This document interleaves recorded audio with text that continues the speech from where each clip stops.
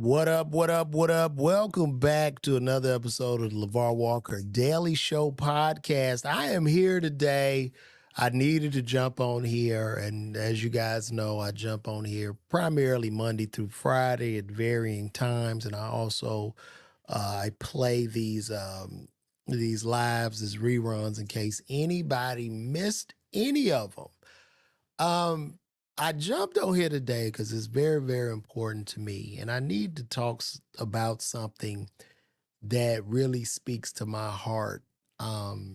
As you, if you don't know who I am, I'm a comedian.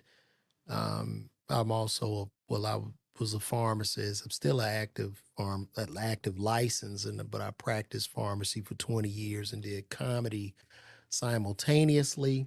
I've had the pleasure of performing on BET's Comic View, Shaq All Star Comedy Jam, Last Comic Standing. I started comedy at the old Uptown Comedy Corner, where it was a very, very rough, very, very rough, man. A lot of people getting booed. It was rough, but I'm thankful because I sharpened my teeth there. And when I would meet the older comics and the OGs, the Tyler Craigs, the Earthquakes, the Jamie Foxxes, everybody that I met, these people were giants to me.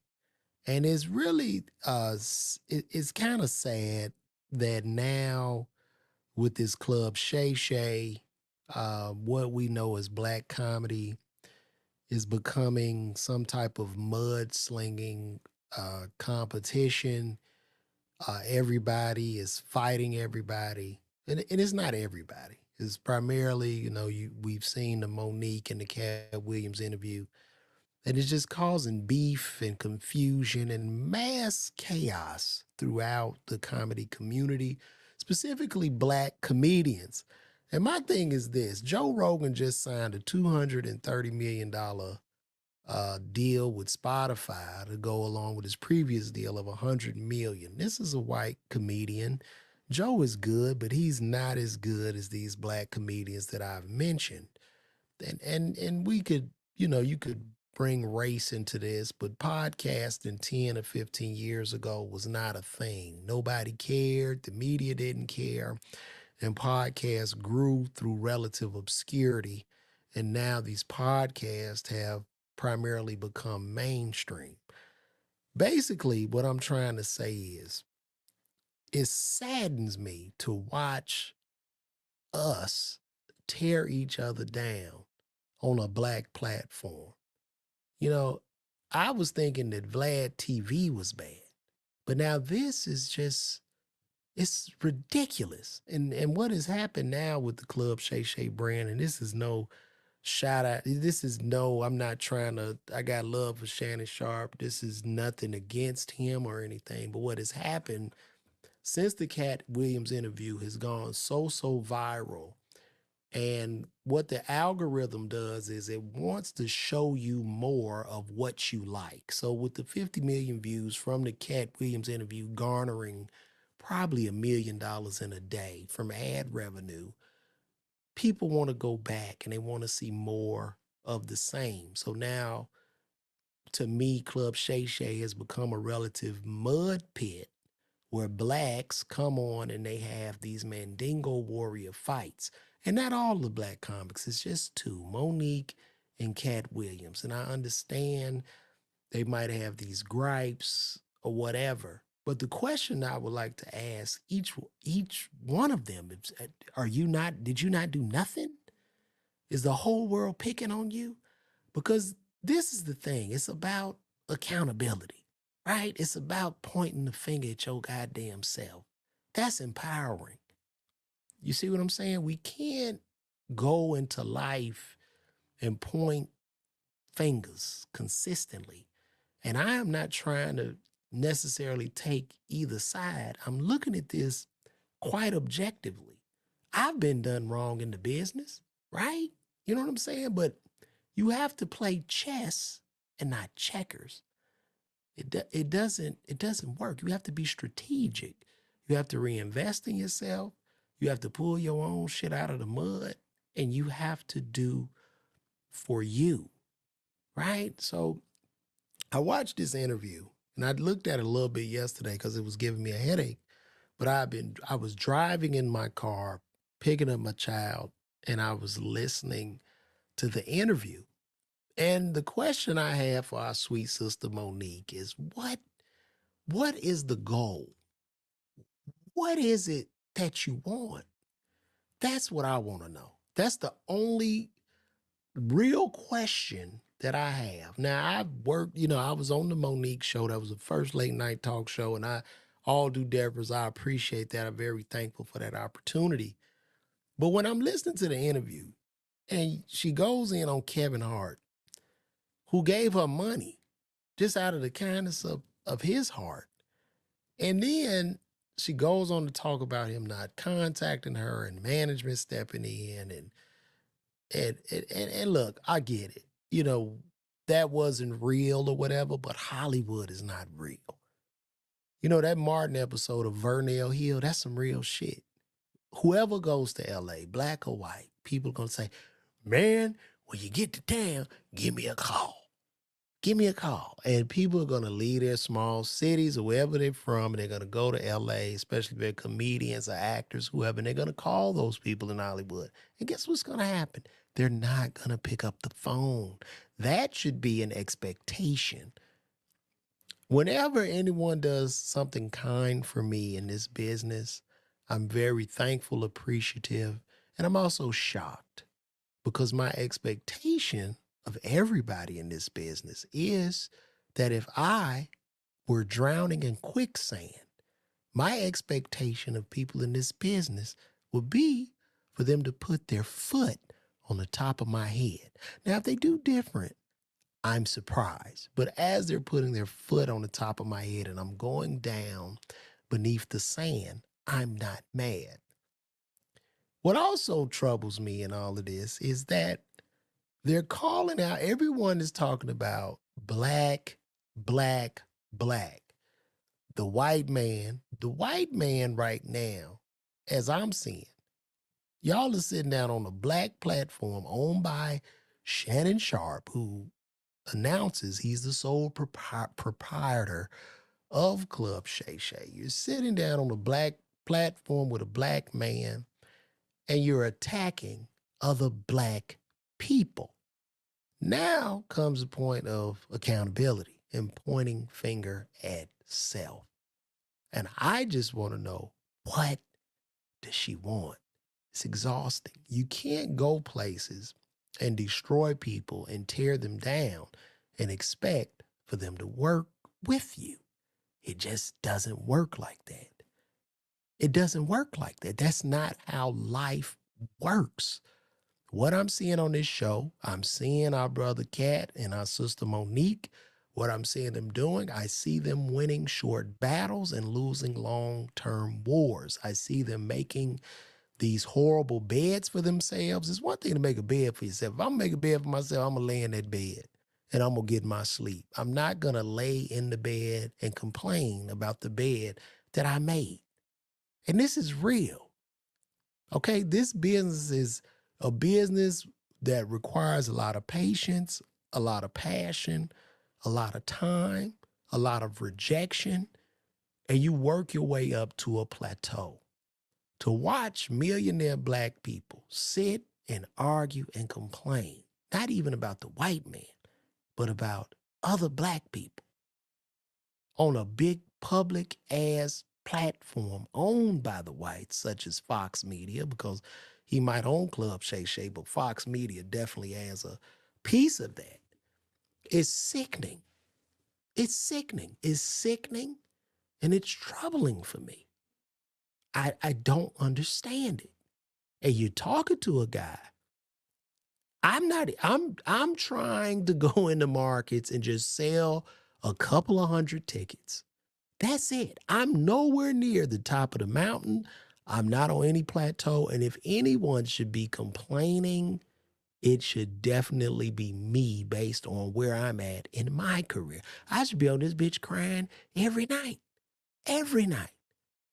But I will never do that because this is the road that I chose. This is what I'm going to do. I'm not going to cry. This is what I chose. And I love it. I love the journey, the ups, the downs, the applause, the boos, the bombs. I love it in totality. And when I see, and what also is troubling to me, because I come from a working background, I believe that Kat, Monique, and Taraji P. Henson all need for 2 years to go be managers in either the Dollar Tree, CVS, or go work at a hospital in a nursing ward for 2 or 3 years. And for any of you to come on here and say I'm taking sides and I'm doing this and that, where do you work? Ask yourself that. Ask yourself, you're trying to keep a roof over your family's head. Ask yourself how sometimes you have to make necessary adjustments in order to continue your employment before you come on here ridiculing me and calling me some type of industry plan or I'm taking sides. Ask yourself that before you get on to me. Now, it is troubling. Monique is talking about shit that happened 10 or 15 years ago. You talking about Precious. All they asked her to do for Precious was basically go to a movie premiere. Precious had a very small budget. They asked her to go to the premiere. She said no. And they're like, well, we trying to push it. We trying to do this. And these were black people that got behind her. This was Oprah. This was Lee Daniels who got behind her and pushed her to get the Oscar. And now it's all their fault. They have wronged everybody. See, when I'm talking to a person and they got a problem with everybody and they ain't done nothing, then I have to raise an eyebrow. Because all these people she's talking about are flourishing. They not even thinking about it. So what is happening? What is happening? If we're going to become a culture of fucking victimhood, if we're going to become a culture of victim Olympics, because this is what's solidifying it. This is just solidifying nothing more than victim Olympics and gold medals and victimhood. I'm not saying that what happened to a person wasn't right or was right or wrong. But what I'm saying is it's more empowering to take these issues into your hands. And once you take them into your hands, then you can make necessary adjustments and take control and have that power. But if we continue to create a narrative of where we're going to point that finger and it's never your fault, that's an issue. I got shorted out some money one time from a promoter because I didn't get the deposit. And I'm out there. It was a show in Mississippi. This was in 2007. Gucci Mane was on this show. All right. And the brother called me weeks before. It was a small amount of money. I said, look, man, just give me the money when I get there. I didn't take my deposit, number one. We get down there to the show. It's in the convention center in Mississippi. He had Gucci Mane booked. It was more people on Gucci Mane and Gucci Mane's tour bus than was in that arena. And Gucci Mane was about to tear this boy up. His parents had to come out there and put their house up to pay him. The smartest thing I did in the situation was when the promoters tried to drive me down there, I drove myself. So I just got in my truck and drove off. And I counted that as an L, but I said to myself, I'm going to take power and control of this situation. And I said to myself that that'll never happen to me again. And since 2007, it's never happened to me again. Because if you don't have a deposit, if I don't collect it, I'm not coming. If you don't have that back end 30 minutes before I go on stage, I'm leaving. I learned, I took control. Was I done wrong? Yeah, but I took control of that situation. So I'm saying to say, when does it stop? Do we continuously complain or do we take power? One of the other issues, Cat Williams and Monique are millionaires. They can pool their resources together. They can start their own production companies. They can shoot. They can get writers. They can get whatever they want. They could do their own movie, put your own money up. This narrative of just begging and shit, especially when it comes to entertainment, is beyond me. If Tyler Perry can do it, you can too. It don't matter on whatever level, but you can. And I think, like, I'm from Generation X. I was born in 1977. Our generation has a problem. Our generation has a problem. We have in our generation, because we are the first generation basically after Jim Crow, after segregation. We are that first generation after that. And the issues we have, and then we also that generation of crack, gang banging, black men having to prove their masculinity by being some type of street nigga. We are of that generation. And with that comes a famine mentality. And what I'm seeing in all these interviews are a famine ass mentality, a famine, all for me, none for you ass mentality. That is what I'm seeing. And it's very troubling. And people are showing up to these concerts, they rah, rah, rah and shit. But you're showing up because you want to see Cat punch down on people. And now Monique has been added to the tour. She just announced it. You want to see her do the same thing. But you have to check yourself and ask yourself, why am I here? You know what I'm saying? I'm thinking at these concerts, it's going to be a group of 20,000 losers in the building holding hands to justify their failures. That's what I'm seeing. So I was looking at what her and Sydney said, and I'm just going to look at a little bit of this, and we're going to check out of this. So let's see. Here we go. On in, my babies. We ain't done this in a long time. We ain't done it in a long time. We ain't done it in a long time, Daddy. Look, y'all don't even understand why we smiling so hard, because we was able to get it set up. We was able to push the button. Hey, come on now. We want you babies to come on in here. First of all, how y'all doing? It's been a minute, my babies. It's been a minute. Life been lifing. Life been lifing. Where we at, Daddy? What do you mean? Okay, yeah, I think it's enough babies in there. All right. Let's go get it. Come on. Boy, thank you for tuning in. We just wanted to take a few minutes to address a couple of things that have taken place after the Club Shay Shay interview. Much love to Shannon Sharp. Yes. Good brother. Thank you for allowing Monique to come on the platform, be a listening ear, continue success on what it is that you're doing. Thank you for being a real one. Yeah, baby. Thank you. Thank you. We wanted to address first and foremost our brother, DL Hugley. And we are firm believers on what is right and what is wrong is wrong. Yes. So we got to start off by saying there was an inaccuracy as it regards Monique saying that there was a cease and desist that was given to DL to shut it down. Mm-hmm. What had taken place, to be accurate, was after Monique spoke to Brother DL on that conversation, Brother DL said, what? Well, after we spoke on that conversation, when we hung up that phone, the last thing he said was, it is what it is. And I said, DL, then we're going to have to get our attorney involved. That's the last thing me and DL Hugley said on that conversation.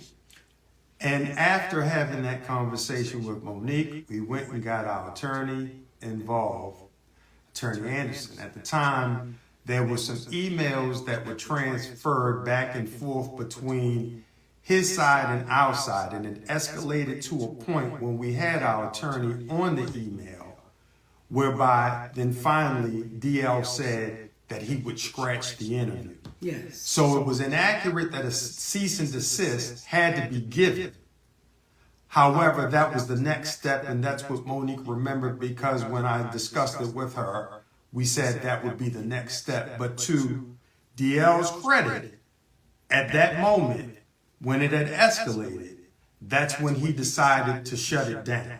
However, that is a bit different from how it seemed to have been communicated, whereby on the phone they were having a conversation and it was kumbaya. Though he never used those words, kumbaya, it did not end with her being under the impression that this was going to be resolved and shut down.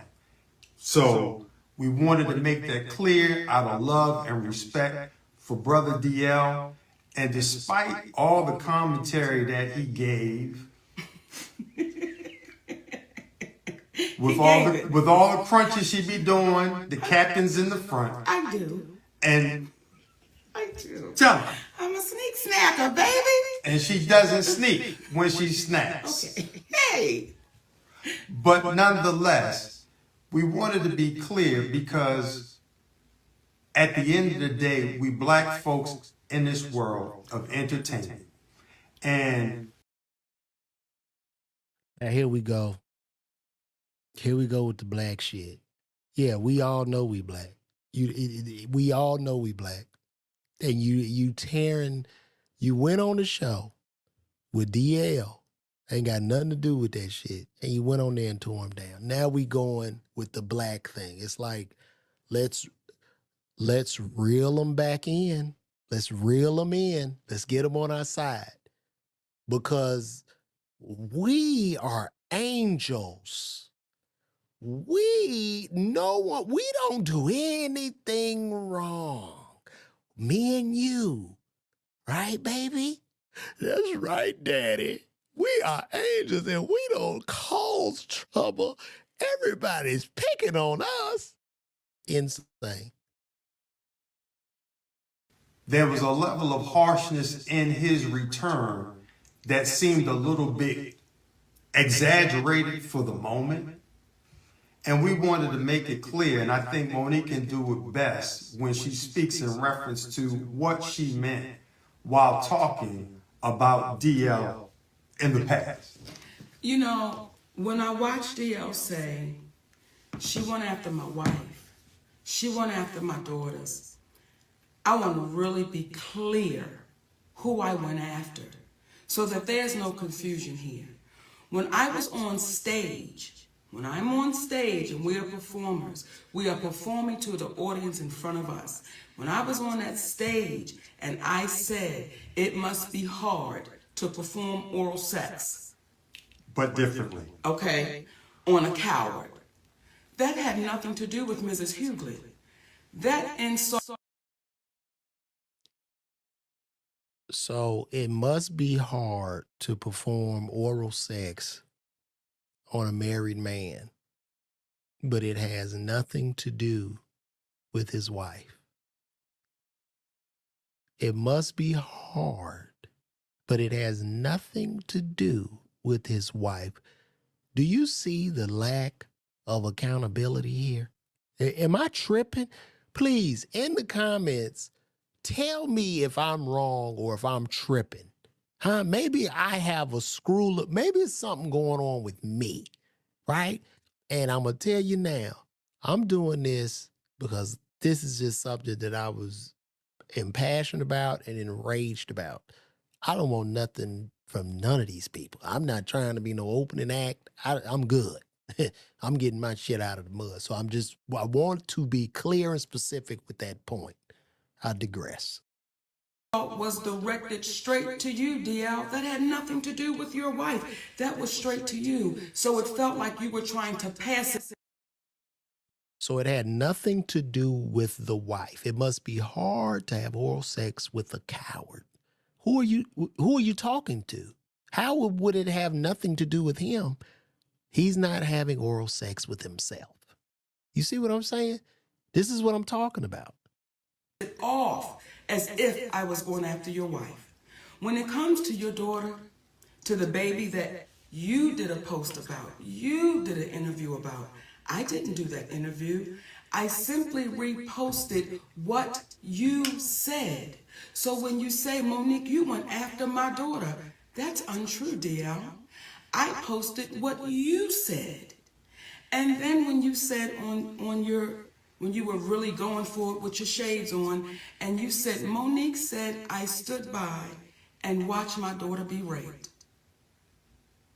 DL Hugley, that's your conscience talking to you, brother. I never said that. I never said that. And I want to be a little clear about something else. Never would I try to do anything to harm any of your babies, because we got babies too.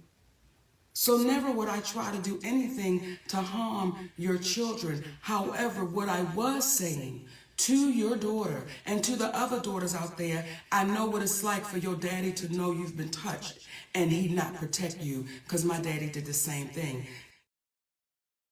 Did you hear it? I know what it's like for your daddy to touch you and not protect you. So you just you're you just said it here. He said that you said that he allowed his daughter to be touched or molested, and you're now saying what you said. Make all of this make sense to me. I am a Virgo. I'm a very analytical person, and this is driving me nuts. All right? It's driving me nuts. It don't even make sense. You told his daughter, I know what it's like to be touched or sexually assaulted, and for your father not to do nothing. This is what you said. Am I tripping? Please let me know in the comments, man. It's crazy. That's what that whole point was. But I was showing why I would call you a coward, brother. I don't think it's brave that you didn't protect your baby. So when I said what I was saying, let me be clear to you, DL Hugley, it had nothing to do in reference to your family. Everything this woman has just said had absolutely everything to do with his family. She's talking about his daughter, his wife.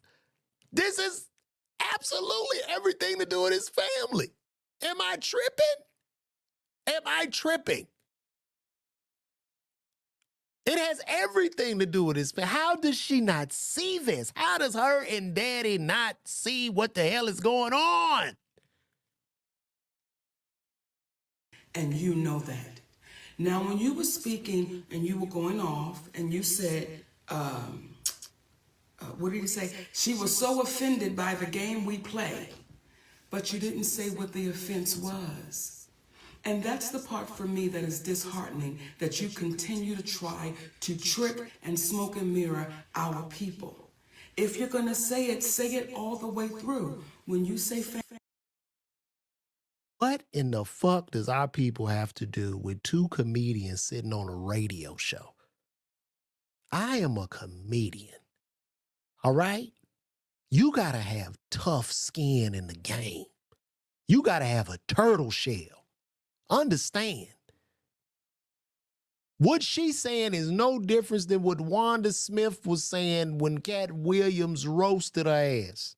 You got to sit in that hot oven and you got to take your shit and dish that shit back out. That's called being a comedian. That's what that is. What are we talking about here? What are we talking about? Y'all go, look, you want to see some roasting? Go watch me roast on All Deaf Digital when I had to roast my brother Big Horn with the eye. Big Horn went in on my wife, my kids, everything. Go watch that video and watch how cool and calm I was, because I understand I'm a comedian. This whole thing of lack of self-accountability, pointing fingers at everybody but you, it enrages me. It enrages me. It's insane. It's insane. family is sacred, you are absolutely right, baby. You're right. But when you say would my husband rather, and you co-sign your team of people doing that, well, isn't my husband sacred? So you got to be careful in your words, because the very words you use, DL, they're going to come back, and they're coming back to bite you, baby. And what I also said on Club Shay Shay, when I looked in that camera, I said, DL, I love you, brother. And I don't know if you didn't hear that part, but we really do. We love you, brother. And if ever. I mean, let's keep it real. When the last time Monique been funny? When the last time Monique done said something to make you burst out laughing? Boy, get out of here. Get out. Out. When was the last time? When was the last time she just opened her mouth? You like, that's crazy. When? When? Every time. Hi, my sweet babies. I just want to tell y'all, sugar. I need to talk to y'all, sugar, to tell y'all how I've been wronged. Roasting as a comedian is a motherfucker. All right? You got to be able to sit in them waters. We know how this goes. We know how this goes. You lose the cool, you lose. And matter of fact, in that radio interview, DL wasn't even there. He wasn't even at the station. They had to call this man on the phone, and they playing Would You Rather. You can't, the gift of a comedian is to be able to take some shit and turn it around and make it funny. That's the whole thing about being a comedian. Listen, man. You get courageous enough to want to have a conversation. We're always open to it, because doing that, it shows how our community can get better. When you're wrong, this shit has nothing to fucking do with the black community. I am so sick of this shit. This rally cry, because you got your ass roasted or over some comedian shit, has nothing to do with the black community. Going on big ass platforms and tearing other black people down in public has everything to do with the community. But this little ass beef y'all got has nothing to do with the community. And it is troubling and sickening that they're continuously trying to rope y'all in. And they roping y'all in so you'll go buy them goddamn tickets. That's it.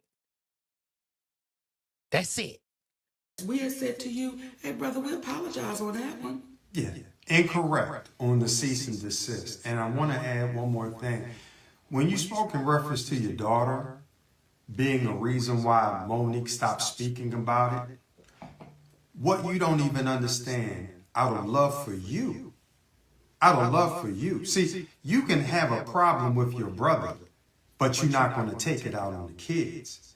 And we respected the fact that she tried to defend you, but we got 3 big ass sons. That if we were to think about it in the same way that she thought about it, what would that be? But out of love for you, we're not going to go after your child trying to protect the father that she loves. But one could argue. You did go after his child, Monique.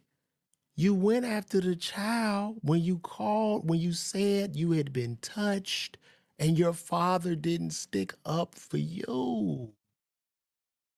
You basically called the man a coward to his daughter, bro. And you even talking about the child being touched or molested. What the fuck are we missing here? What are we missing? I just don't understand why people don't see this. Based upon what you said about yourself, had you exhibited the same type of love and protection for your other daughter that your other daughter tried to exhibit towards you, there never would have been the commentary that you made about yourself. And I liken it to Brother Corey Holcomb, who I don't know, but I got a lot of respect for him because I heard him say something in an interview. He spoke about how Earthquake's son had came to one of his shows, and the young man was hesitant about. Now you just said kids are off limits. Now here you go bringing Earthquake son into the shit. Earthquake ain't got shit to do. I just want y'all to see the contradictions in this whole sit down live. I've pointed out over 15 contradictions. They're contradicting themselves. You're talking about a man that has absolutely nothing to do with this. And then you're quoting Corey Holcomb, who ain't got shit to do with this, and you're bringing in Earthquake's child. Where the fuck are we right now? That's what I want to know. Where are we? Introducing itself or reintroducing itself because of the rift between his father and himself. And Brother Corey was like, come on, man, no. You come over here and I'm going to give you love. Because that was between your father and I. And it made him reconsider the whole thing and reach back out to an old friend. In my humble opinion, that's what real men do. We come from the old school. We not going to have no problem with your children because we love them and we love you and we want y'all to win. Not at the expense of the community, though, being demeaned in order to get followers.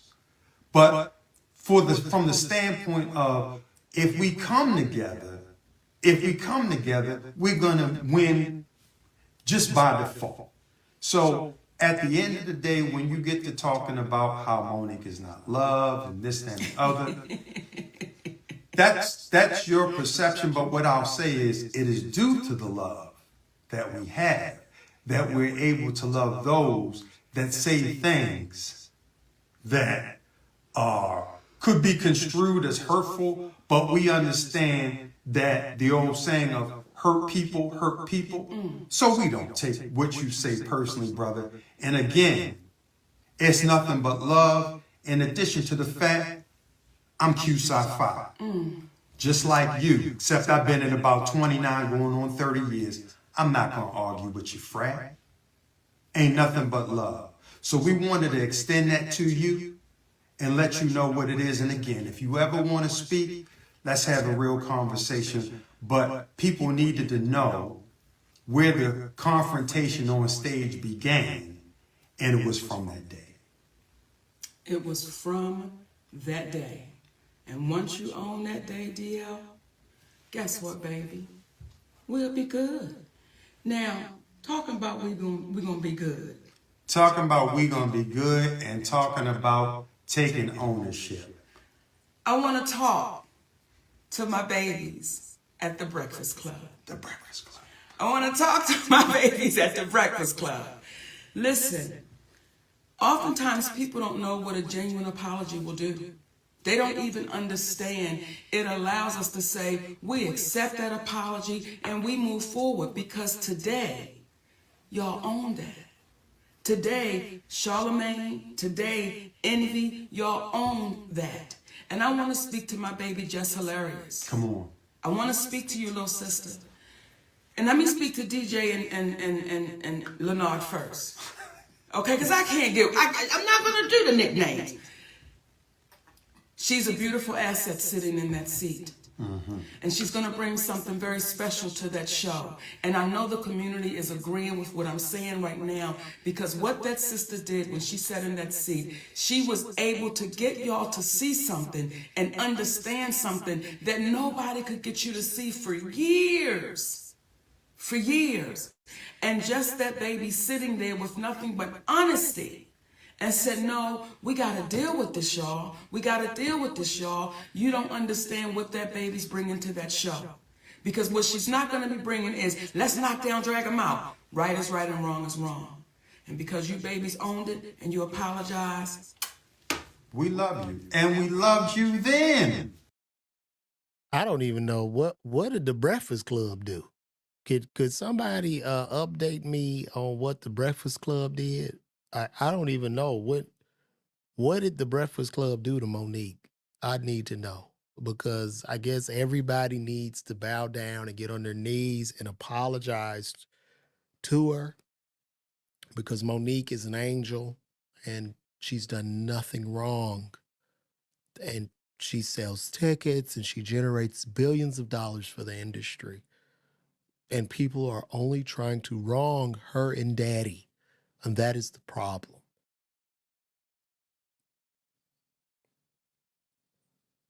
Okay, he gave her donkey of the day for crying on Cat Williams. I don't get it. Like, I don't get it. And I think he just apologized just to do it. Not mad, and want y'all to win. That's all. That's all. So if we start pumping out that positivity into our community, if we start speaking about the greatness that we are and the greatness that we're doing, guess what's going to happen? Now, do we still have to bring... You went on a whole big ass platform and tore down black people. And now you're sitting in that same breath on a live talking about pumping positivity out into the community when you could have very well handled this behind closed doors and talked to people and tried to make amends, but you didn't. This is very, very hypocritical and it's sad. It's almost sickening. some to the mat and ring the doorbell ding dong? Yes, we do. But we don't love them no less. Because at any given time, we could be brought to the mat. Ding dong.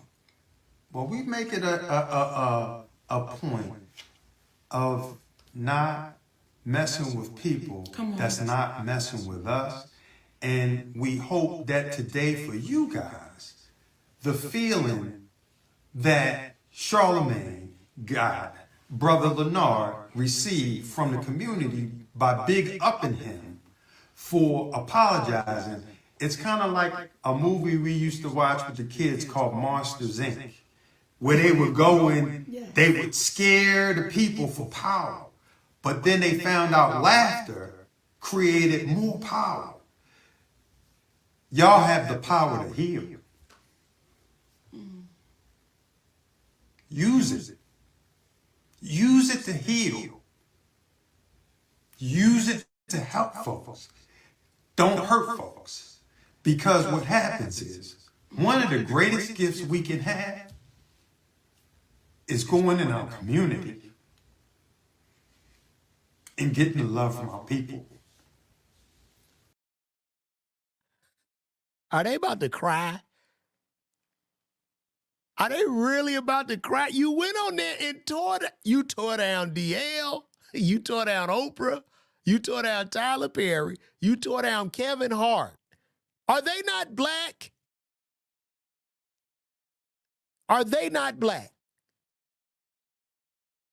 Not only did you do that, you did it on a black platform. With Shannon Sharp did.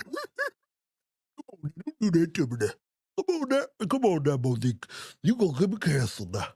Come on now. What are we doing? What is this shit? I'm speaking, man. Fuck this. This is insane. Forget Hollywood, because it's weird. Getting the love from people.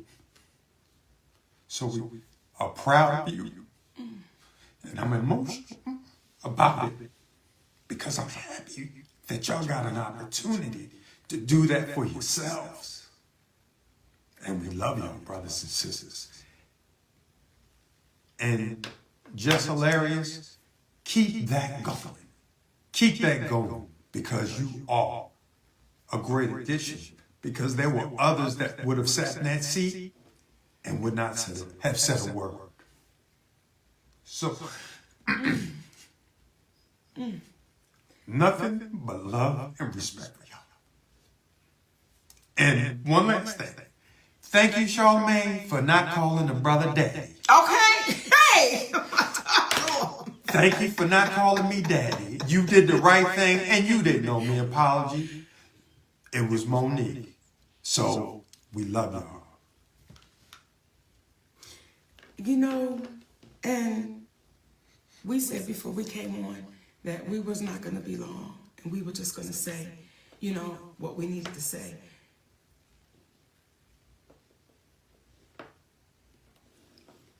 But I want to say to our community, don't give up on us. What the fuck does the community have to do with this shit? Babies are dying, getting shot and killed in the goddamn streets. Our illiteracy rate is down. What does this shit have to do with the community? It has nothing to do with the community. They need to stop that shit.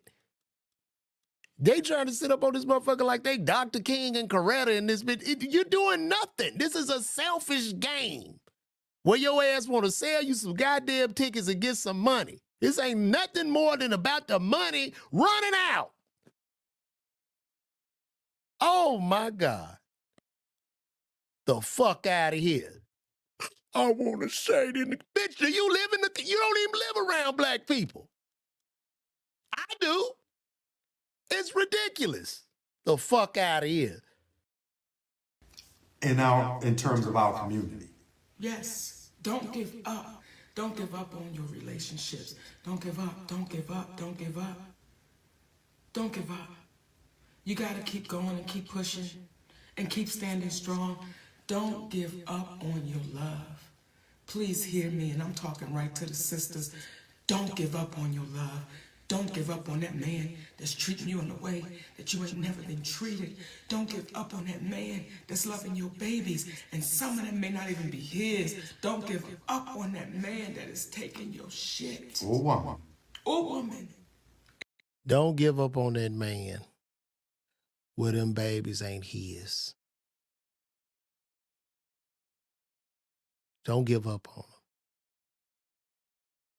Even if he go out and cheat on you, have low self-esteem like me and get you a daddy to fuck your career up and throw the shit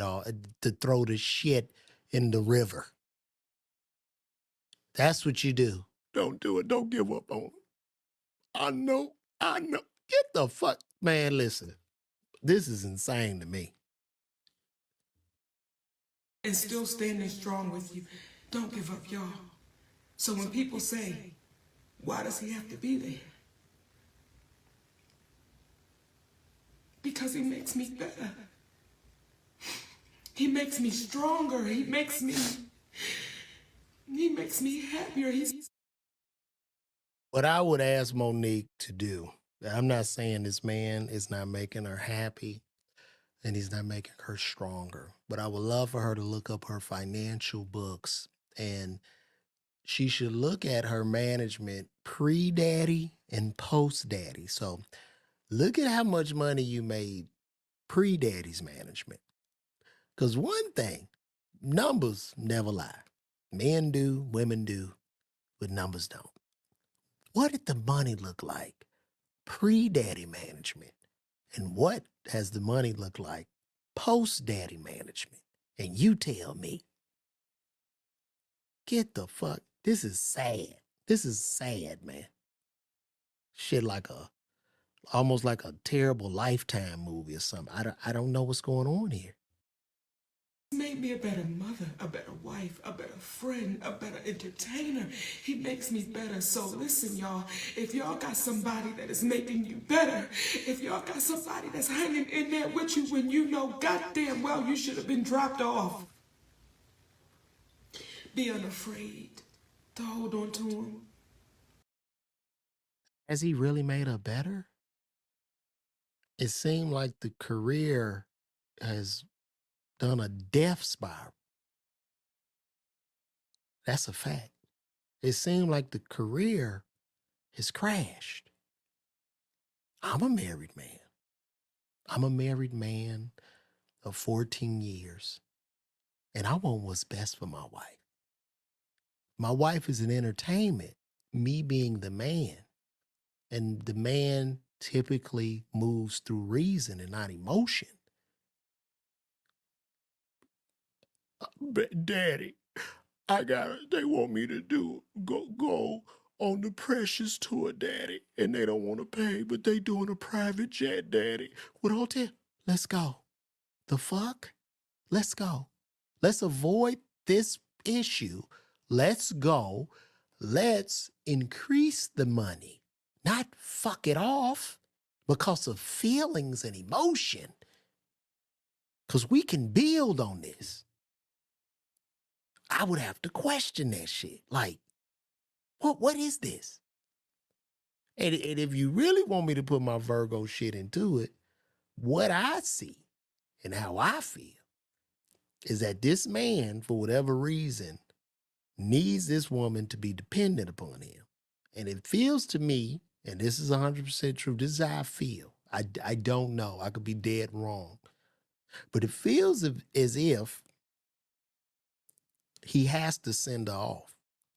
Because if she starts to ascend, he probably feels as if mama don't need daddy. So I'm just going to let you get up a little bit. Then I'm going to put a battery in your back to self-destruct. And then it's just me and you against the world, baby.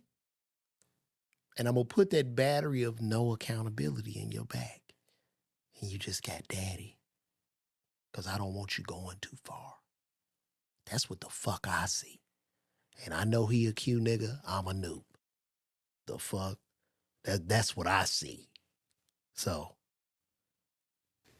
Be unafraid. Is it challenging to grow up? It's challenging. It is, especially when we've been taught some shit all of our lives and we've seen it. It can be challenging. That is why, DL Hugley, I have no hate in my heart for you, brother. When I see you walking through the airport with a support dog, I'm not making fun of you. I'm just saying, brother, if you have to have this. Why you going after the people like you do? Why? It ain't necessary. He didn't even say nothing. Y'all came at him. You sat up on the interview and talked about him. He was nowhere around. Oh, my God. This is insane. This is insane. As a pharmacist, I think this couple needs to be on Seroquel or maybe Trazodone. I'm sensing that their serotonin levels are depleted. There's something missing. I don't know if there's personality issues or what, but this is not good. Be funny with all of that. And when we speak about Oprah, when we speak about Tyler, when we speak about CBS, we're not speaking about them to call them out. We're speaking to call them up, because the same way that the Breakfast Club was able to say, I'm sorry, the same way Brother Lee Daniels was able to go across the stage and apologize, the same way that we were able to say, we are sorry, it was inaccurate about the cease and desist, is the same way that Oprah, who teaches master classes, well, sometimes we gotta love enough. We gotta love the teacher enough to sit them down and say, it's time for you to be a student again. Tyler Perry, it's like, brother, the world heard you on audio saying you were wrong. You cost our family tens of millions of dollars. We don't hate you, we love you, because you were trying to do the right thing. But as Gayle King said when she did that interview, you cost your family tens of millions of dollars. All you had to do was go to the fucking premiere. That's it. That's it. That's all. Get your ass on the flight. Go to the goddamn premiere. Right? That's it. That's it. Don't make a bed and don't want to lay in it. Everything we do has consequences and repercussions. Everything. Everything. And you got to be able to deal with those consequences and repercussions. Nothing in life is fair. Fair is the carnival. Okay? And especially when you're talking the entertainment business. The only thing fair about the entertainment business is that it is totally unfair to everybody. About Kobe Bryant, certain people suggested that she just stay quiet, but she couldn't. Don't listen to people that tell you to stay quiet when you've done what you weren't supposed to do, when you've done wrong. Speak up, acknowledge it, because it helps us help the community. And guess what? We are only human beings. We are only human beings. And we gotta let you know we love you enough, because we know that's all y'all are too. Despite people making y'all think y'all are more than that. That's it, my babies. That's it. And, you know, we have always spoke about when it ain't been fair, but we try to make sure we speak about when it is fair. We try to make sure we speak about when people do say, you know what, let me show you what I'm about. And I want to talk, girl, about our brother, Cat Williams. Now, y'all know that is my fraternal twin brother, non-biological, okay? And I want to tell y'all about my twin brother, Cat Williams, baby. Guess what? I'm going to be joining my brother, my twin brother, Cat Williams, on the Dark Matter Tour. So I'm excited. We are excited. I cannot wait to see y'all, Connecticut. I see y'all tomorrow night with our brother, Cat. Yes, I'm so happy that the good brother Cat Williams has put her on a tour. And that goes back to her getting into the initial fight of DL about who was the headliner on her own show. I should have been the headliner. That was in my contract.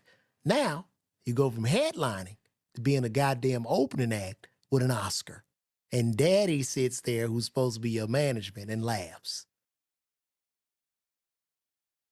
Make this shit make sense. Now, here's my prediction. What's going to happen as she goes on this tour, being the superstar Oscar winner comedian that she is.